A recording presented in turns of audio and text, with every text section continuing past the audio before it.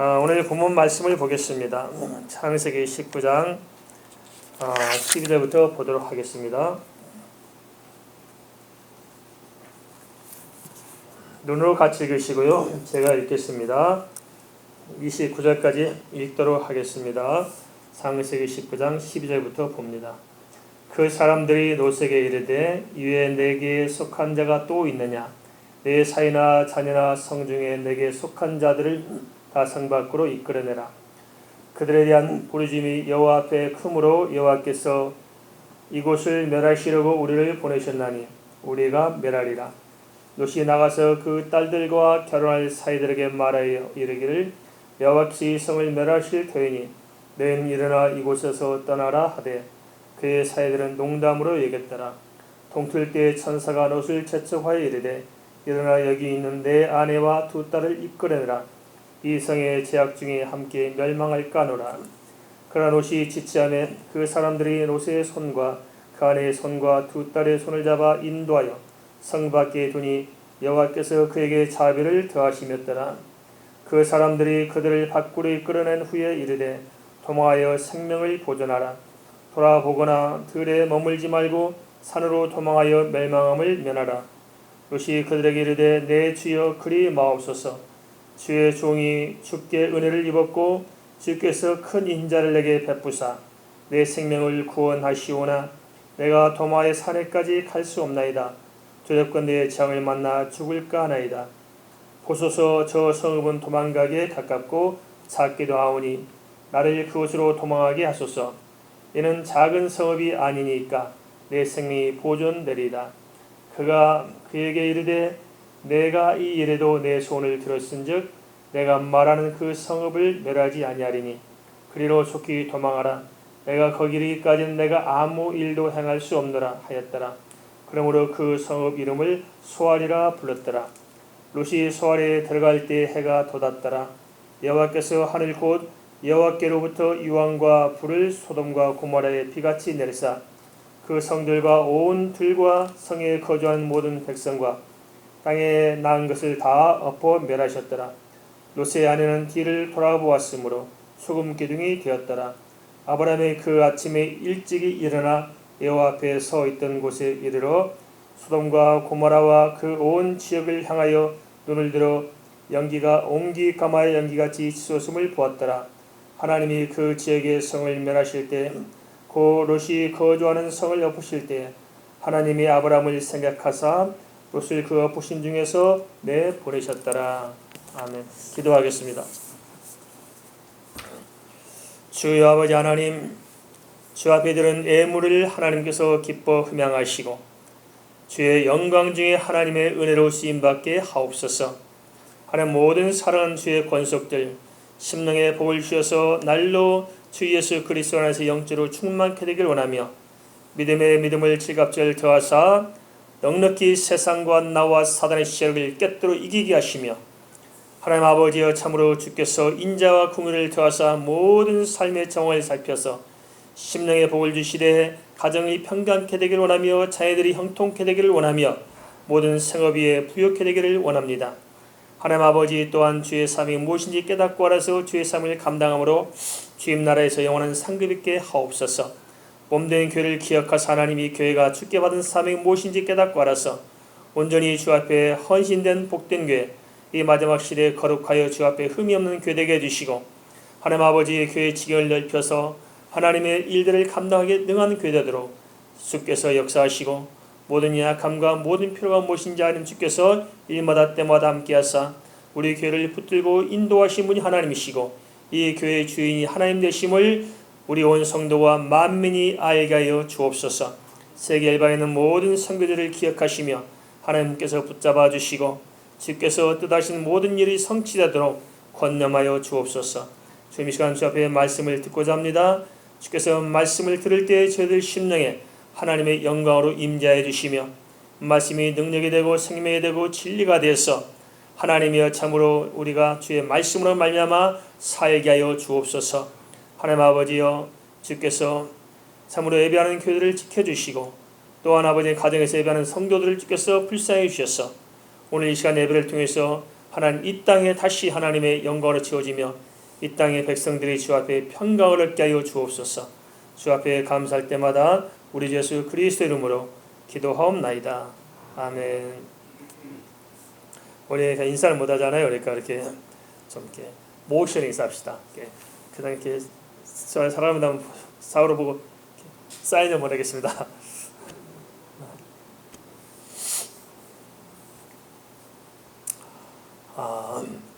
소돔과 고모라의 최후에 대한 기록입니다. 창세기 19장 24절에서 25절 말씀 제가 읽겠습니다. 눈으로 함께 읽기 바랍니다.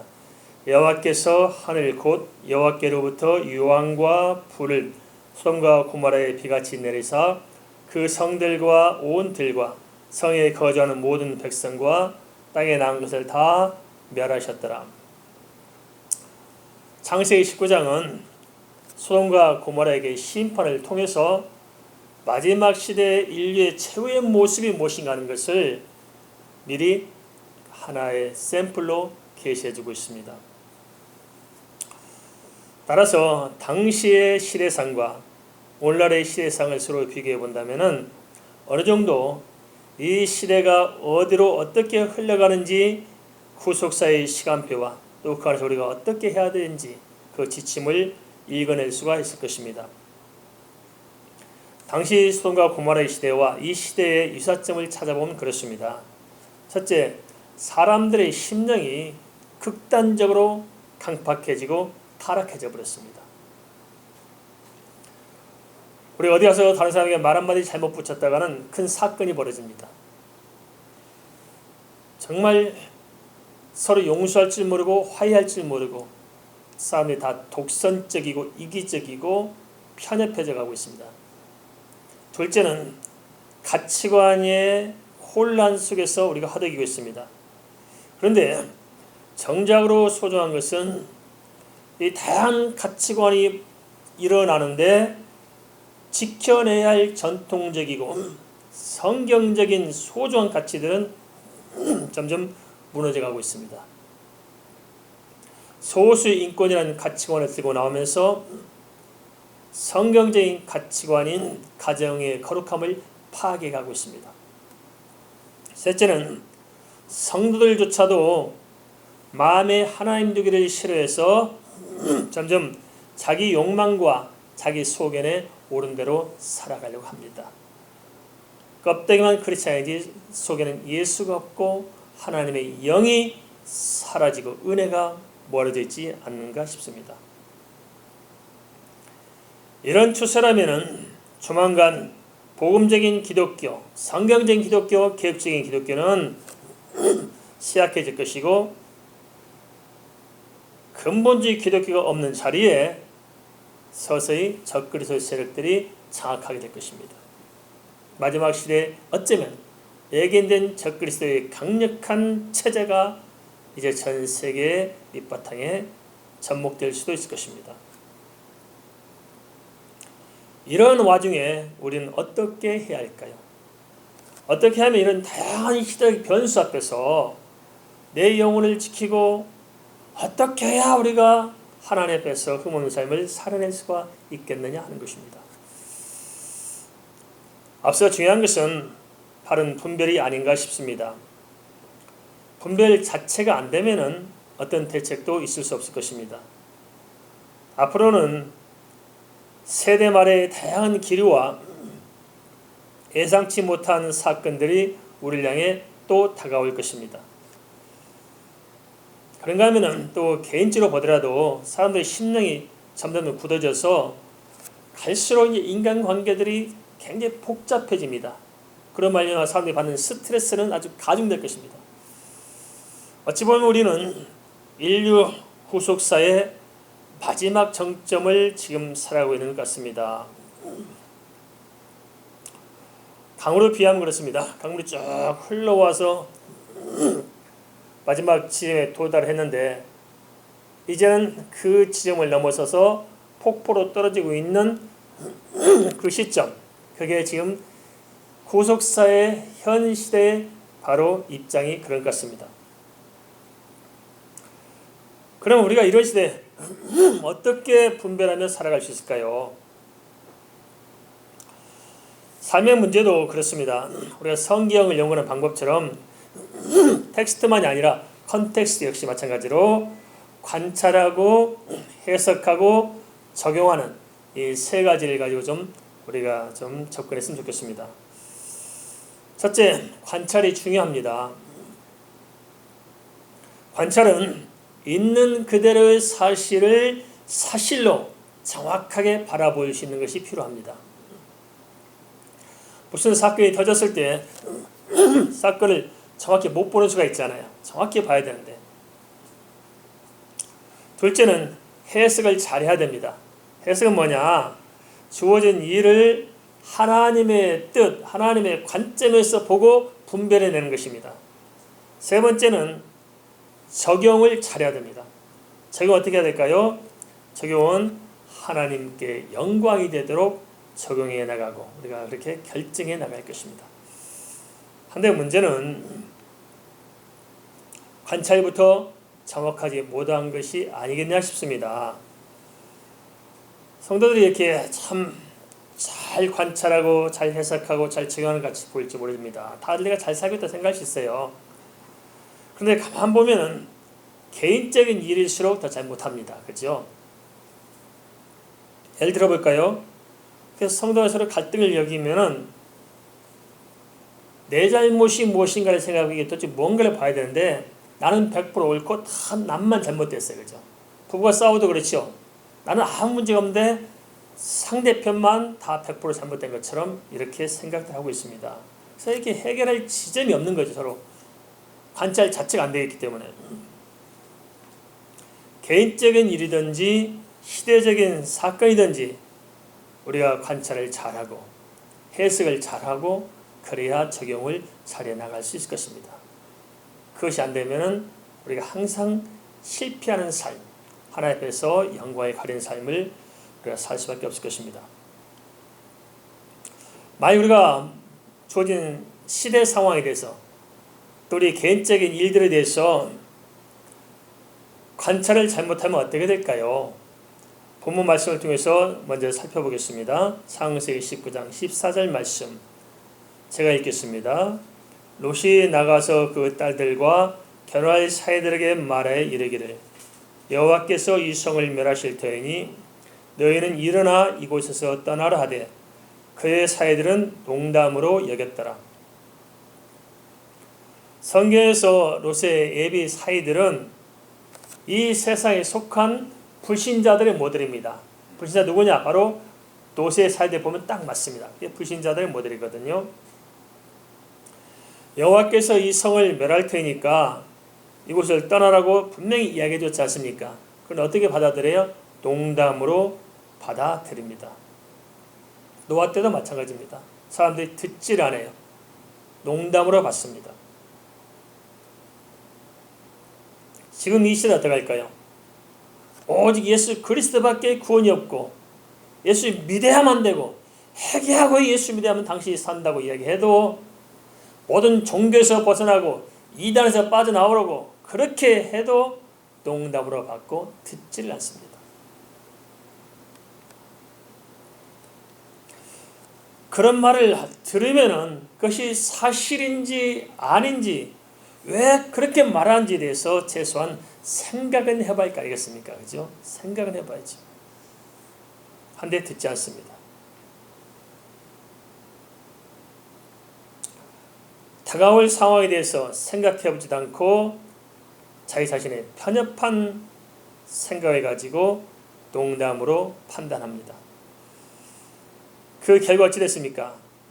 마지막 주어진 구원의 길을 놓치고 말지 않습니까? 시대적인 문제도 그렇지만 개인적인 일도 마찬가지일 수 있을 것입니다. 이런 전철을 받지 않으려면 어찌 할까요?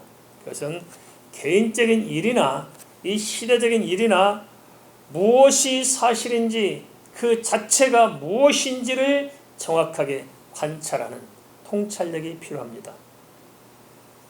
근데 이게 안 되죠. 왜냐?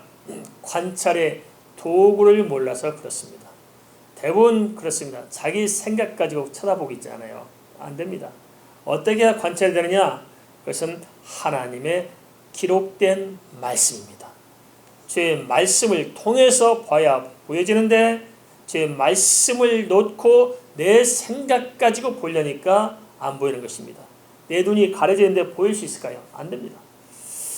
그래서 우리가 말씀을 통해서 사태를 바라다보는 그런 안목이 열려야 할 줄 압니다. 두 번째로 해석을 잘못하는 경우입니다. 해석을 잘못하면 어떤 문제가 생길까요? 창세기 19장 15절에서 16절 말씀 제가 읽겠습니다. 눈으로 같이 읽겠습니다. 동틀 때에 천사가 롯을 재촉하여 이르되 일어나 여기 있는 내 아내와 두 딸을 이끌어내라. 이 성의 제약 중에 함께 멸망할까 하노라. 그러나 롯이 지체하며 그 사람들이 롯의 손과 그 아내의 손과 두 딸의 손을 잡아 인도하여 성 밖에 두니 여호와께서 그에게 자비를 더하시었더라. 성경에서 롯은 이 세상에 있는 세속화된 교회 안에 살고 있는 세속화된 성도들을 이렇게 보여주고 있습니다. 이 시대가 거의 비슷하지 않습니까? 교회가 세속화되어 있는데 정작 본인들은 모릅니다. 세속화된 교회, 세속화된 성도들. 그런데도 다 믿음이 좋고 은혜가 있는 줄 알고 살고 있습니다. 정작으로 영적으로 침침하고 어둡지 않습니까? 어쩌면 이번 코로나 사태를 통해서 우리 자신들을 되돌아볼 수 있는 좋은 기회가 된 것 같습니다. 롯은 분명히 소돔과 고모라의 멸망 사실을 알게 되었고 자기의 예비 사회들에게까지 가서 소돔과 고모라가 멸망할 테니까 피하라고 전달까지 했습니다. 그런데 문제는 그렇게 해놓고도 정작으로 본인은 이 세상에 미련이 많아가지고 떠나기를 싫어합니다. 동네 사람들의 포악함을 잘 알고 있으면서도 방금 전까지 동네 사람들이 해왔던 짓을 너무나 잘 알고 있으면서도 천사들의 권면을 들었음에도 불구하고 정확히 무슨 의미인지 알지 못하는 것입니다. 우리 자신들이 그렇지 않나 좀 검토해봤으면 좋겠습니다. 말씀을 들었는데 안다고 생각해요. 그리고 그 말씀을 또 전하기도 합니다. 그래서 정작으로 알지 못하는 거죠. 지식으로 개념적인 이해는 가지고 있을지 모르지만 정확하게 하나님의 진리의 말씀, 생명의 말씀, 생사를 가름하는 절박한 말씀의 사실들을 우리가 못 느끼는 거죠.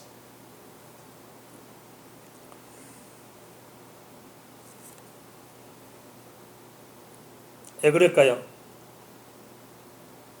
영적으로 잠들어서 그런 건 아닐까요? 무지해서 그런 것은 아닐까요? 말은 예수 믿고 산다고 하지만 속사람은 너무 세상적이고 세상적인 그 껍질에 갇혀서 빠져나오지 못하는 그런 모습이 우리의 모습은 아닐까요? 우리는 모든 상황과 사건을 말씀으로 깨뜨려보는 안목이 필요하고 그 말씀으로 해석해내는 영안이 열려야 할 줄 믿습니다. 말씀으로 우리의 상황을 해석해내지 못하면 우리에게는 대안이 없습니다. 말씀을 듣는 것을 그치지 말고 말씀을 가지고 정확하게 상황을 분석해낼 수 있는 통찰력이 절박한 시대인 것 같습니다. 세 번째로 적용을 못하는 경우입니다. 해석을 잘 하더라도 적용을 잘못하면 해답이 없습니다. 그 경우를 좀 살펴봤으면 좋겠습니다. 창세기 19장 26절을 제가 좀 봉독하겠습니다. 눈으로 같이 읽기 바랍니다. 그 성들과 온 들과 성에 거주하는 모든 백성과 땅에 난 것을 다 보멸하셨더라. 롯의 아내는 뒤를 돌아보았으므로 소금 기둥이 되었더라.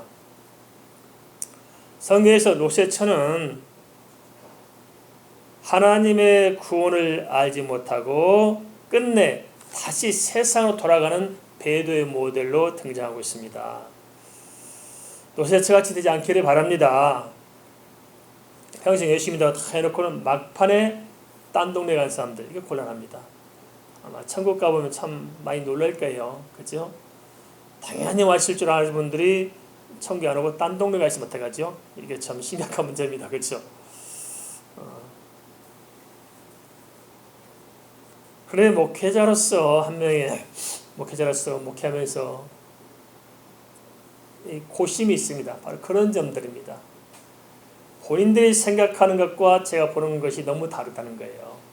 본인의 믿음이 굉장히 좋거든요. 자기만한 믿음이 없어서 그냥 다른 사람들 이래라 저래라 자꾸 하시는데, 제가 볼 때는 어떤 생각이 드냐면 극단적으로는 좀 예수를 좀 믿었으면 좋겠다 하는 생각을 가질 때도 있습니다. 아, 저분이 예수 믿었으면 좋을 텐데 예수 못 믿을 거랄까. 다시 예수 믿으시면 난리가 나겠죠. 나를 어떻게 알고 그러냐고. 본인은 오랫동안 신앙생활을 했고 우리가 지금 몇 대째 신앙생활을 하고 있는데 그런 생각 하실 거라고요. 하물며 목사님 저도 그런 생각을 하는데 하나님께서 바라보면 어떡할까요? 그렇죠? 하나님의 저울에 올려놓고 보면은 과연 믿는 자일까?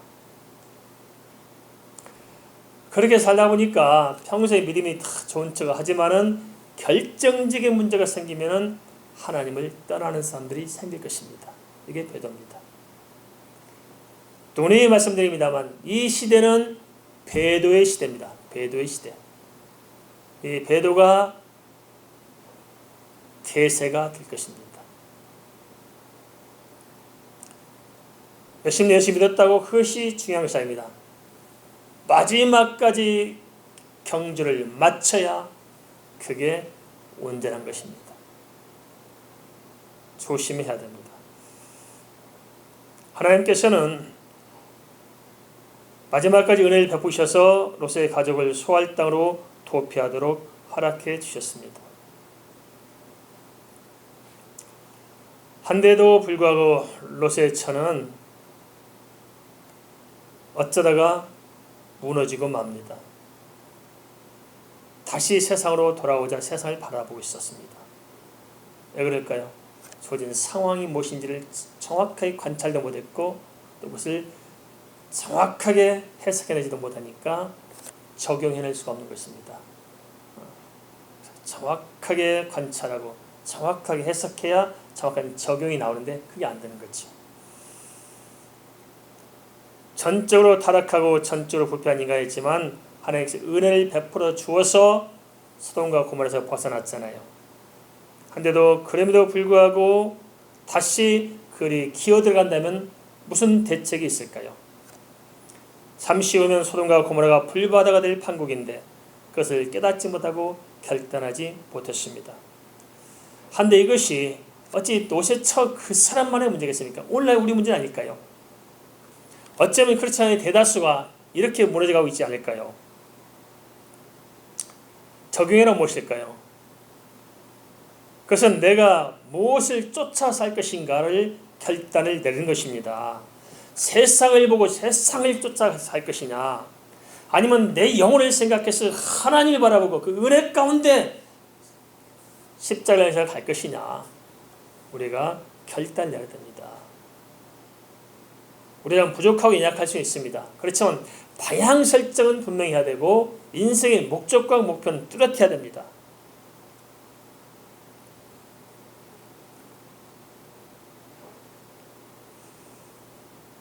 우리가 지금 어디로 가고 있는 것인가? 혹시 우리가 교회 안에 들어와 있어서 됐다고 생각하고 내 믿음이 좋은 것처럼 생각하고 있을지 모르지만은 여전히 나는 세상을 보고 살고 있지 않습니까? 이렇다면 우리는 언젠가는 롯의 처와 똑같은 전철을 밟게 될 것입니다. 마지막 때는 우리가 예상치 못한 대대적인 혼란이 또 반복될 것입니다. 새로운 사회 시스템, 하나님을 섬길 수 없도록, 예배할 수 없도록 만들어질 수밖에 없는 그러한 사회, 그러한 시스템, 그러한 뭔가가 우리에게 다가올 것입니다. 그리고 더 절박한 것은 그것이 밀접한 생활의 문제, 경제 문제를 가지고 또 우리 가운데 오게 될 것입니다. 그러한 시스템이 바로 666입니다. 베르칩이 아니라 그러한 시스템, 그러한 제도, 그러한 것들이 우리 가운데 생활 속으로 깊게 정착되어 오는 것이 바로 육력인데, 우리가 준비하지 못하고 살다 보면은 필연적으로 그 속에 함몰될 수밖에 없을 것입니다. 그래서 우리가 항상 깨어 있어야 마땅한 줄 압니다. 깨어 있길 바랍니다. 깨어 있어야 됩니다. 깨어 있는 게 뭘까요? 잠 안 자는 것이 깨어 있는 것일까요? 그게 아닙니다. 깨어 있다는 것은 누누이 말씀드리지만 두 가지가 되어 있는 사람만이 깨어 있을 수 있어요. 두 가지. 몇 가지요? 두 가지. 첫째는 죽을 준비가 되어 있어야 깨어 있는 것입니다. 지금 예수 그리스도에 죽는다면 죽을 준비가 되어 있습니까? 죽을 준비가 되어 있는 것이 깨어 있는 것입니다. 죽을 준비가 되어 있지 않으면 필연적으로 우리는 넘어지게 되어 있습니다. 죽을 준비가 되어 있어야 됩니다. 내 인생이 정리가 됩니다. 보따리 싸놓고 예수 믿고 사는 것입니다. 요즘 시대 한국교회 성도들이 신앙생활하는 스타일과 초대교회 성도들이 신앙생활을 했던 것이 같아요, 달라요? 너무너무 다릅니다.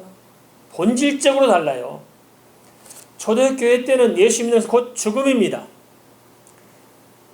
예수 믿기 위해서 내 생명을 포기하고 예수를 믿었고, 그 복음을 전하느라 생명을 버렸습니다. 그게 예수 믿는 것이었습니다. 이 세상의 그 무엇과도 바꿀 수 없는 예수, 내 생명조차가 바꿀 수 없는 예수, 그 예수의 진리를 믿고 살았는데, 그리고 그 진리로 말미암아 기뻐함으로 죽음까지도 두려워하지 않았는데, 오늘날은 아닙니다. 예수보다는 예수를 이용해서 내 욕심을 채우려고 하고 있고, 예수 팔아서 행세하고 예수 이름 가지고 그럴싸하게 포장하고 살려고 하는, 그리고 그 안에서 조금 이렇게 좀 위로받고 만족하는 정도로 신앙생활 치부하는, 이건 아니지 않겠습니까? 죽을 준비하고 믿지 아니하면 다 넘어지게 되었습니다. 두 번째는 예수 그리스도의 재림을 준비해야 됩니다. 주님께서는 반드시 오실 것이고, 성의 요한계시록의 마지막에 뭐라고 했습니까? 내가 속히 오리라 하고 끝납니다. 예수님 초림 때가 말세의 때였습니다. 그로부터 우리는 2000년이 더 지났습니다. 그럼 지금은 어느 시대일까요? 그 안에 성경의 모든 예언들이 다 100% 성취가 됐습니다. 그럼 지금은 어느 때일까요? 지금은 예수님의 재림이 코앞에 와 있는 시대입니다. 그래서 어쩌면 내 세대에 우리가 살아있을 때 예수님 오실지도 모르겠다, 어쩌면 우리 시대에 올지도 모르겠다 하는 생각을 가지고 예수 그리스도의 재림을 바라보며 기다리며 사는 그 사람이 깨어있는 사람인 줄 믿습니다. 죽을 준비가 되어 있지 않고 예수의 재림 준비가 되어 있지 않다면 이건 깨어있는 게 아닙니다. 이게 내 신앙의 확실한 중심에 와 있지 아니하면은 다 세상을 돌아보다가 세상에 빨려들어서 주님과 상관없이 세상에서 묻힐 것입니다. 또 하나 마지막으로 생각해 볼 게 있습니다. 그게 뭐냐? 그러면 관찰과 해석과 적용이 잘 안 되면 어떻게 될까? 그렇게 안 되면 최종적으로 어떤 결론을 도달하게 될까요? 소돔과 고모라에서 빠져나온 것처럼 우리가 주의 은혜로 대속의 언약에 들어와 있다고 다 끝난 것일까요? 이제 한번 예수 믿었으니까 다 그냥 구원이 보장됐고 끝난 것일까요? 그것은 아닐 것입니다. 우리 자신을 마지막까지 하나님 말씀 안에서 다시 살펴야 할 줄 압니다. 성경은 롯과 두 딸이 소돔과 고모라부터 벗어난 것은 전적인 하나님의 은혜였음을 전제해서 미리 말씀하고 있습니다. 창세기 19장 29절 말씀 잠깐 보겠습니다. 한데 어떤 일이 일어났습니까? 하나님이 그 지역의 성을 멸하실 때, 곧 롯이 거주하는 성을 엎으실 때 하나님이 아브라함을 생각하사 롯을 그 엎으신 중에서 내보내셨더라. 무슨 말입니까? 그 사람들 때문이 아니고 아브라함을 생각해서 그냥 끌어다 내놓은 겁니다. 끌어다 내놨어요. 그게 하나님의 전적 은혜 아니겠습니까? 롯이 의로워서도 아니고 롯의 식구들이 다른 소돔과 고모라 사람들보다도 특별해서도 아니었습니다. 물론 인간은 누구나 전적으로 타락하고 전적으로 부패하고 또 전적으로 무능력해서 절대 구원의 소망이 없는 비참한 존재일 것입니다. 그래서 구원은 아담과 하와 때부터 오직 하나님의 은혜로 되어질 수밖에 없었습니다. 여기에 이의가 있을 수 없습니다. 그렇지만 성경은 구원 얻는 믿음이 무엇인지를 말씀하고 있습니다. 그래서 이 입술로 우리가 믿습니다 하면 구원받고 한번 영접게 됐으니까 그냥 영원히 구원이 보장된다? 아무렇게 살아도 구원은 보장된 것이다? 아닙니다. 착각하지 말아야 됩니다. 절대성이 그렇게 말하지 않습니다. 구원 얻는 믿음이 무엇이냐를 말하고 있습니다. 구원은 오직 믿음으로 얻습니다. 그러나 우리는 믿음으로 얻는다고 하니까 그냥 입술로 고백하면 끝난 줄 압니다. 그게 아니고요. 성경은 구원 얻는 믿음이 무엇이냐를 이야기하고 있다는 사실에 주목해야 됩니다.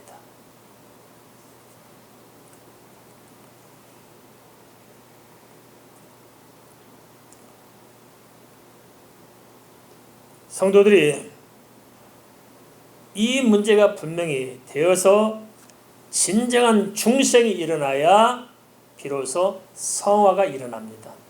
성화가 안 되는 이유는 뭐냐? 중생이 안 돼서 그렇습니다. 예수의 생명이 내 안에 들어와 있지 않는데 예수를 닮아갈 수 있을까요? 아닙니다. 우리가 우리 스스로 도덕적, 윤리적으로 뭘 종교적으로 좀 어떻게 해서 조금 겉모양은 만들 수 있을지 모르지만 근본 본질이 변화가 안 됩니다. 예수의 생명이 내 안에 들어와야 비로소 변화가 일어나게 되어 있습니다. 그래서 내 자신과 주어진 상황을 잘 관찰하고 잘 해석하고 잘 적용해서 진정한 중생, 진정한 성화를 향해서 나가야 할 줄 믿습니다. 이것이 안 되면 어떤 문제가 생길까요? 홍수의 노아의 만취로 인해서 가나안을 저주한 사건이 생겼지 않습니까? 한데 이와 똑같이 노소의 가정에서도 똑같은 사건이 일어났습니다. 두 딸이 아버지를 취하게 하고 임신하게 한 것입니다. 이로 인해서 노아 때에 가나안이 저주를 받은 것처럼 두 딸의 사건으로 말미암아서 이스라엘의 암초가 된 모압과 암몬 족속이 탄생하게 됩니다. 물론 하나님께서는 모압 여자 룻을 보아스의 아내가 되도록 해서 예수님의 족보에 들게 했습니다. 그렇지만 이것은 악을 성케하신 하나님의 섭리였지 그 자체를 인정한 건 아니었습니다. 주님께서는 죄인을 불러 회개하도록 오셨습니다. 그래서 주님께서는 친히 인간의 모든 제약된 계보를 끌고 들어오면서 그 계보 속에서 탄생했습니다. 그게 마태복음 1장 1절 족보에 기록되지 않습니까? 넓으면서 하나님이 섭리 가운데서 역사하신 것이지 그러한 사건을 인정한 것은 절대 아니라는 것입니다. 사람들은 저마다 자기 소견에 옳은 줄 믿고 살지만 가만 보면 얼마나 어리석은지 말할 수가 없을 것입니다. 그래서 노세 시대의 사람들처럼 또 하나님 은혜를 받고도 결국 실패하는 노세의 가족들처럼 어쩌면 우리도 이유도 모른 채 멸망을 당하거나 또는 주어진 시대의 풍조에 휘말려 갈 수도 있을 것입니다. 따라서 교회에 들어와 있다고 방심하지 마시기 바랍니다. 내 자신과 이 시대를 정확하게 통찰하고 정확하게 해석하고 정확하게 적용해야 합니다. 내가 어떻게 할 것인가? 이 주어진 상황이 무엇인가? 지금 전 세계적으로 일어나고 있는 사건이 실체가 무엇이고 내가 그것을 어떻게 해석해야 되고 이 상황에 내가 어떻게 적용을 해야 되는가?